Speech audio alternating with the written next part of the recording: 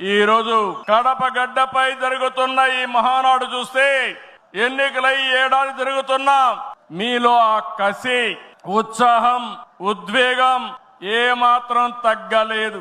నేను చాలా మహానాడు చూశాను. దగ్గర మనం చూస్తే 34 మహానాడులు మనం జరుపుకున్నాం. 2 మహానాడులు డిజిటల్ గా జరిగాయి. అయితే ఈసారి కడపలో, దేవుని గడపలో జరిగే మహానాడు 2024 ఎన్నికల్లో పార్టీ సాధించిన విజయం అసామాన్యం. 93% స్ట్రైక్ రేట్, 57% పైన ఓటు షేర్తో కొత్త చరిత్రను సృష్టించాం. ఇది ముమ్మాటికి కారణం పసుపు సైనికులే. ఇక్కడుండే మీ నాయకత్వమే కారణమని మీ అందరికీ విజ్ఞప్తి చేస్తున్నాం.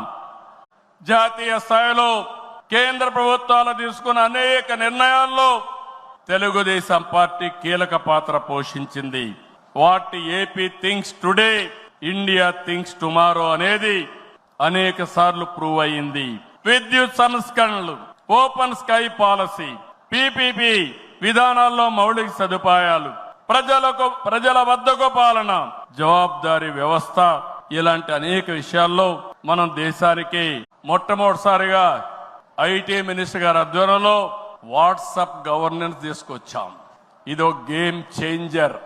రేపు రాబోయే రోజుల్లో మీరు గుర్తుపెట్టుకోండి, ఎక్కడికి పోయే పని లేదు. దర్జాగా ఒక మెసేజ్ ఇస్తే ఆ పని చేసి మళ్ళీ రిపోర్ట్ చేసే బాధ్యత ఆ అధికారి తీసుకుంటాడు.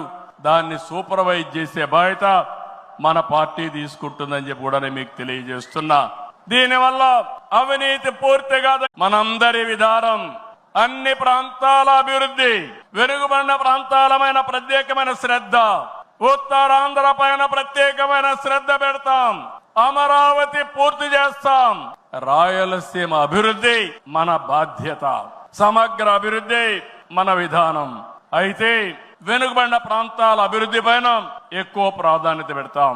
సాగునీరు ఇవ్వడం ద్వారా సీమలో స్థితిగతులు మార్చాలని మొదటి సంకల్పం చేసి రాబోయే 10 సంవత్సరాల్లో రాష్ట్ర ఆర్థిక పరిస్థితే కాదు, మనం అనుకున్న విధానాలన్నీ చేసి ఆటో పైలట్ లో పెట్టే బాధ్యత మనదని చెప్పి నేను మీకు తెలియజేస్తూ, అలాంటి మహత్తర కార్యక్రమానికి ఈ కడప వేదిక కావడం, చరిత్రలో చిరస్థాయిగా రాసుకోవడానికి మనం అందరం కూడా ఇక్కడ సమావేశమయ్యాం.